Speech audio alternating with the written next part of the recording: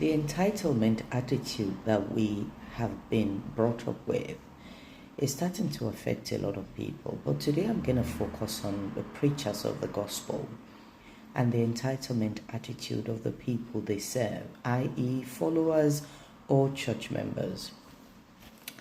I noticed a particular story in the Bible and I thought I should flag that up and discuss with you. Luke chapter 1 verse 21 to 22 share the story of Zechariah.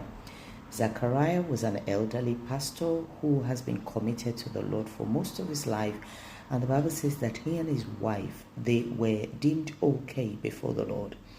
But the highlight at the beginning of Luke chapter 1 was that Zechariah and Elizabeth did not have a child.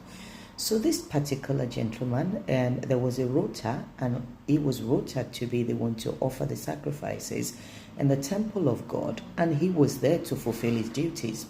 And I want to believe that at that time, a few of the church members were also there because they had their own prayer requests. So it then happened that as he was there, Zechariah, trying to do his duties, an angel of the Lord appeared to him.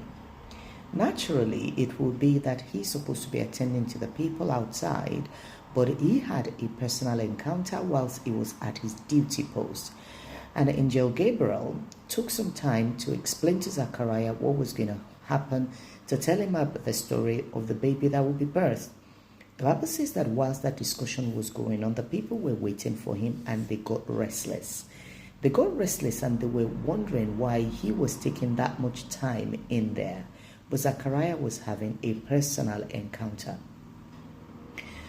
At times, our church members, our followers, believe that they have a right to the whole of our time. As a preacher, as a pastor, you are the one to make sure that people do not put you on that pedestal. In this day and age, everybody has a right, direct access to God, and they do not need anybody, any pastors, to pray on them. I was sharing with some pastors' wives in Lagos some months ago how I noticed a particular lady who I was mentoring at the time, and she was posting every hour on Facebook, on social media. And I'm talking about 1 a.m., 2 a.m., 2:45 a.m., 4:44 a.m. At the end of the day, if you're not working a night shift, why are you doing that to yourself and to your family? I am aware that what we can put up with differs from one person to the other. If she was a nursing mother, I would understand why. But when you make that a habit all around the clock, you yourself as a pastor, you need your me time.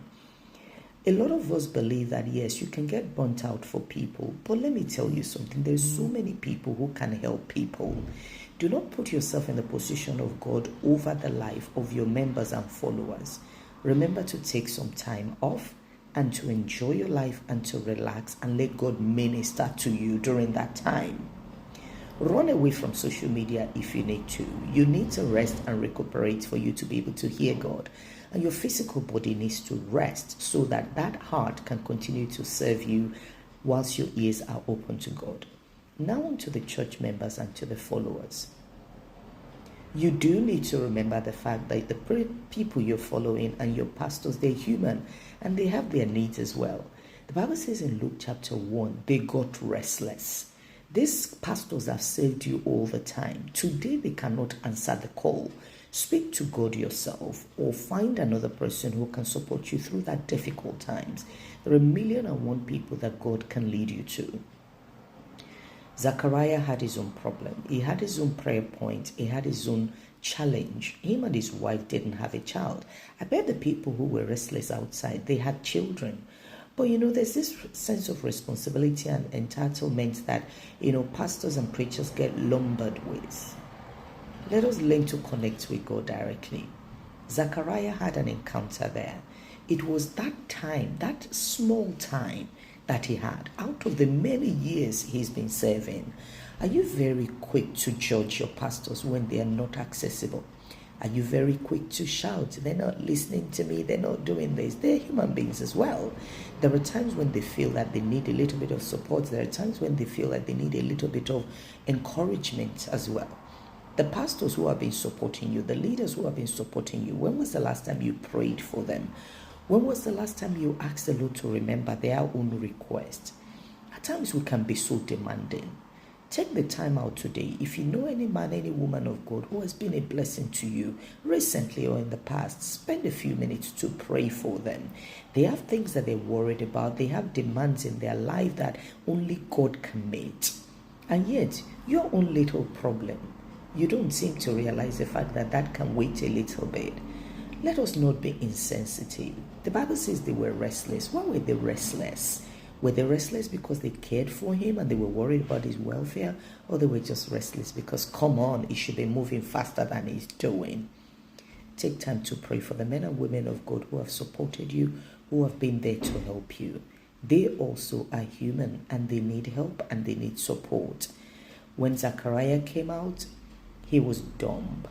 The Bible says they looked at him and they thought he must have had a vision. My dear sisters and brothers, be very understanding. Feel for people. Feel for your spiritual leaders. We are all very fast to point fingers and accuse them, most especially when they don't perform the way we expect them to. But you know what? They're humans and there's nothing wrong with you. You've got direct access to God anyway. Stop that entitlement attitude. Even if you pay your tithes to that church, you should still pray for the pastor. Care for them. God bless you. Treat your pastors well. Treat your leaders well. They're the ones that God has sent to be a blessing to your life. They are not a channel through which you can reach God. You can reach God yourself, but they are there to support you. Value and appreciate them for that and pray for their own needs, that the Lord will be merciful unto them and answer them too, so they can continue to serve you with joy. This is Omobola Jeffries. Have a lovely day, and if this has blessed you, please share. God bless.